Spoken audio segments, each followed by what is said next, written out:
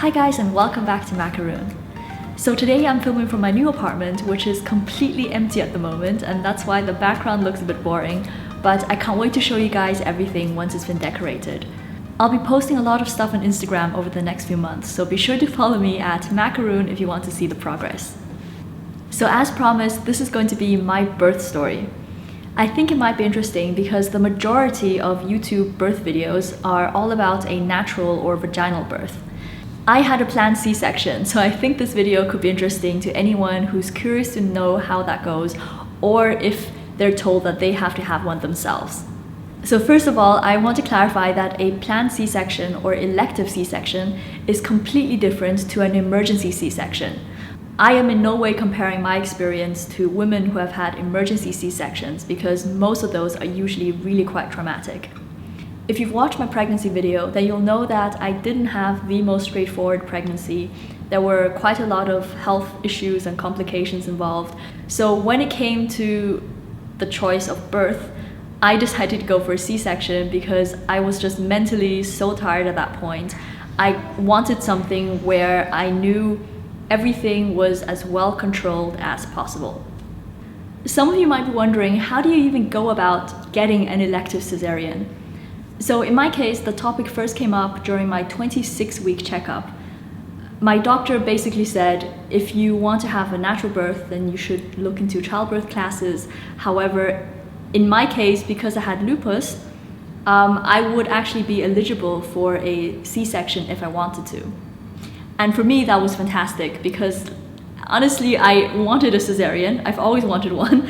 And having a health condition meant that I was approved for it fairly easily. The funny thing about a C-section is that you basically know the birthday of your child way in advance because you obviously have to pick out a date for the operation. Ideally, it should be as close to your due date as possible. However, my due date was 1st of January 2019, and that's a day when everyone is on holiday. So we decided to move it a bit earlier and have it in the last week of December. So after I got the approval for the C-section, I had an appointment about 2 weeks before my surgery date where I went into hospital and they take loads of checkups and they do lots of paperwork, and it's basically like arranging any other surgery. On the day of the operation, I had to go to hospital really early. I think it was something like 6:30 in the morning. I ended up having to wait a bit longer because there was an emergency C-section that had to take place before mine, and of course I was completely fine with that. This is something that actually happens to a lot of planned C-sections, which means that depending on the situation, like your slot might end up having to get moved back to make place for emergencies. The one thing that struck me when I was going into the operating theater was how many people there actually were in that room. I think it was at least 12 or 15 people inside. And I remember thinking just how impressed I was and how grateful I was that all of these people, this whole team of medical professionals, are actually here right now to make sure that my baby gets here safely. For me, that was incredibly reassuring because I felt that after such a long pregnancy, with so many ups and downs, I could finally let go and, all these people in the room, and they're going to make sure that my baby is okay. It's worth mentioning that every hospital tends to do things in a slightly different way, especially when it comes to C-sections. For instance, some places will let you pick music or a playlist that you can play while you're having your operation, but this wasn't an option that I was given. Once I was on the operating table, they had to give me the spinal anesthesia, and I have to admit I was a bit nervous about this part because it's literally sticking a needle into your spinal cord. But I have to say it ended up being a lot less painful than I imagined because first of all, they give you a small injection just to make the whole area numb, and then they give you the actual spinal injection. So by the time they're giving you that, you can't feel anything. And I have to say that honestly, getting an injection at the dentist hurt a lot more than getting the anesthesia injected into your spine. So after they injected me, they literally swung my legs over and were putting up the curtains for the operation. And I got a bit nervous because I thought the anesthesia needed time to work. So I remember shouting like, hey guys, I can still feel my legs. But the moment after I said that, I suddenly realized that my lower body was completely numb and I couldn't feel anything, so obviously it was working. So the doctor who did the surgery was actually my obstetrician who took care of me throughout the pregnancy, which I found really comforting. And my husband was also there. He was all scrubbed up and he was sitting up near my head, which I told him to, like there's no way that he's gonna go around the other way.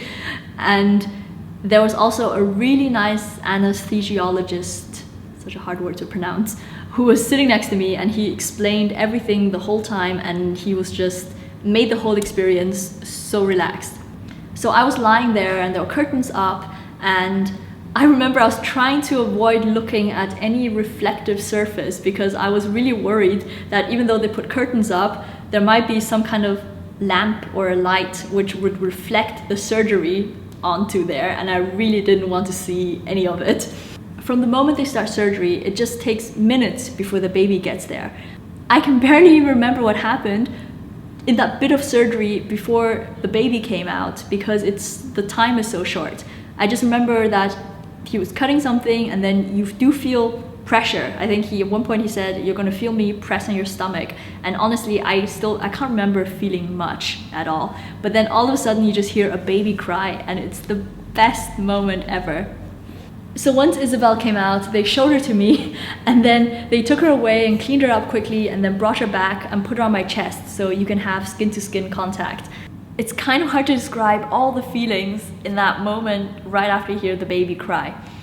I remember somebody actually came and held Isabel super close to my face, and I was trying to move away because it was just so freaky. Like there was this little tiny little person who looked like a tiny little alien, and she was screaming and screaming, and I kind of wanted to hold her, but I couldn't because I was completely lied down and you're strapped down onto the table.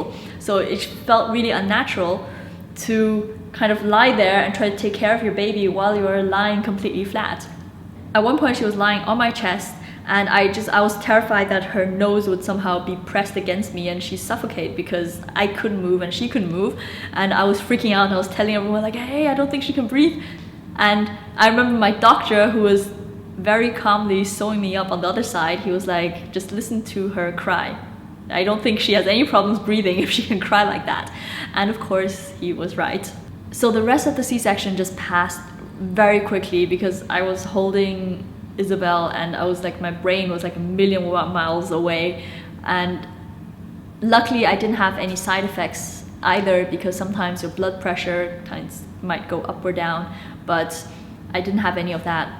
So then after I was sewn back up, they took me outside to the recovery room, and I had to stay there for I think 1 or 2 hours until the anesthesia has completely worn off, and for them to observe you if you have any side effects.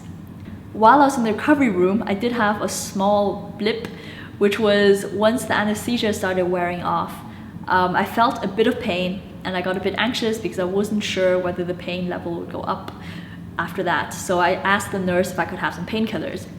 And this nurse was really nice, and she was like, "Yeah, no problem, I'll get you the best painkiller there is." And she came back with, it was a type of synthetic morphine, which is incredibly strong. I remember she hooked it up to my IV, she turned it on, and then all of a sudden, like the room just started spinning. I was literally in bed and it felt like the whole room was moving. And then I had to tell my husband to kind of tell her to like turn it off right away because it was way too strong. And of course, like she took it away, and afterwards, like the room was kept kind of like moving for about half an hour, and I just felt like kind of dizzy and sick for a while, but it was okay. I guess it was kind of my fault because I just didn't tolerate the painkiller very well. But after that was gone, I felt completely fine. So they took me back up to my room, and at this point I was so happy that I was finally allowed to have something to eat and drink. I honestly think that this is probably the hardest part of a planned C-section, is that especially if you're fasting the whole night and then your operation gets delayed a bit, by the time you kind of come out of recovery, you probably wouldn't have eaten or drank anything for 18 hours. Like for me, that was the toughest part. So once I was finally able to eat or drink something, and I had Isabel with me, and my pain level really wasn't that bad, and I just felt so happy. So on the whole, I am really, really happy with my birth experience. I know that C-sections are a bit controversial because many women are disappointed that they had to have one, whereas others tend to be a bit judgmental and they think, it's not actually giving birth, you didn't go through labor. However, for me personally, a C-section was the best possible choice that I could have made, because after my pregnancy, I felt, I've done everything I can to keep my baby safe during pregnancy, and then finally, in the very last point, I just want to know that she's being well taken care of by all these medical professionals and that they're all here to get her out as quickly and as safely as possible.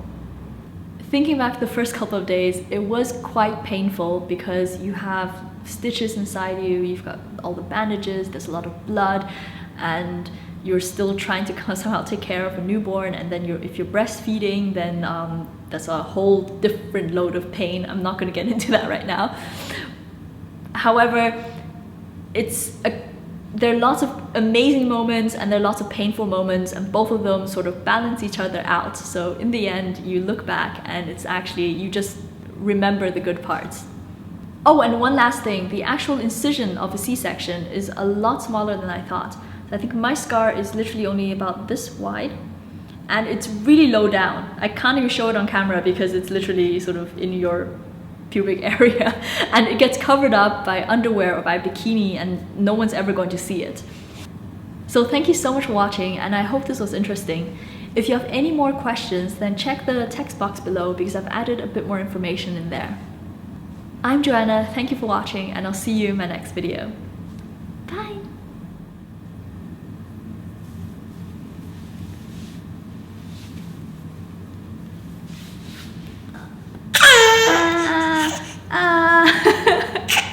Oh, you don't want...